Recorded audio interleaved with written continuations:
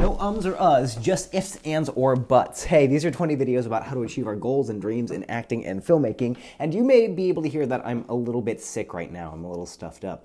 So, I also have a little extra time on my hands, which means we're playing a game called If I Say or if I stammer, I said before, then I have to take a drink of water so that I'm hydrated.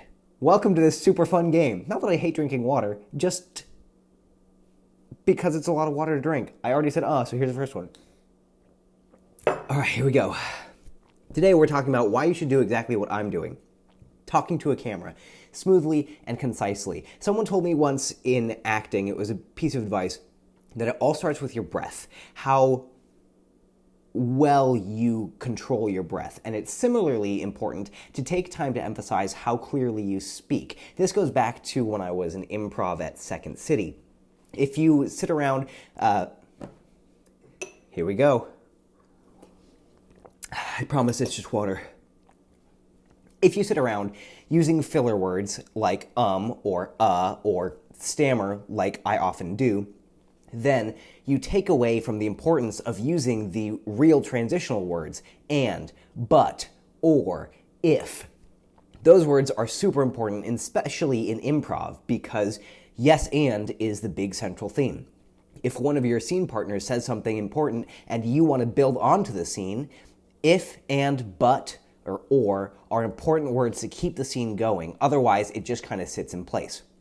That's what I'm doing here with talking to the camera. You and me having a conversation is great practice for me to talk smoothly and concisely and work on my improv skill is what it is. And if you don't feel like doing this to a camera and putting it on social media, I had this experience of walking around the block with one of my former roommates.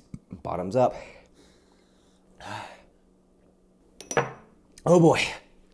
Walking around the block with one of my former roommates, we talked formally to each other, and if we didn't know what we were going to say or didn't know where to continue, we would just pause, collect our thoughts without using any filler words, and then continue our conversation. And it was really exciting and really cool and really revitalizing to remember that you can talk professionally and communicate your thoughts clearly and concisely. Usually we use those filler words because we feel like people are going to interrupt us, or it feels like a long time that we're not talking, when really it only takes a couple of seconds. And especially in the acting world, being able to command those seconds of silence can be a very valuable tool in your arsenal. So making sure that you have a good grasp of how to manage those silences, manage those moments where you don't know exactly what you're going to say, allows you to come at it from a different direction. Here we go. Oh my gosh. Woo! I'm gonna have to go to the bathroom. Allows you to come at it from a different direction, because it's easy to add stammers into a scene that you're acting in, or filler words. For example, you have a scene where you're like, I don't really know what I'm going to say. You can add that in, but it's hard to take it away if it's just a habit of yours. So giving yourself a firm foundation where you don't use those kind of words in your natural life, but you know how to command the silence anyway and collect your thoughts before you speak.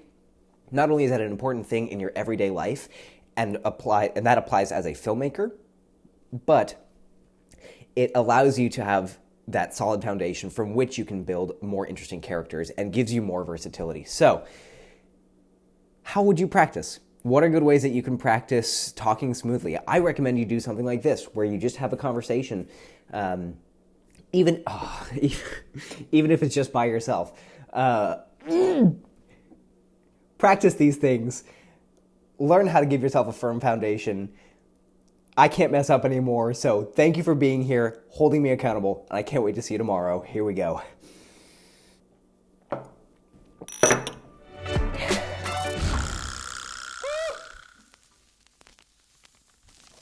Ooh.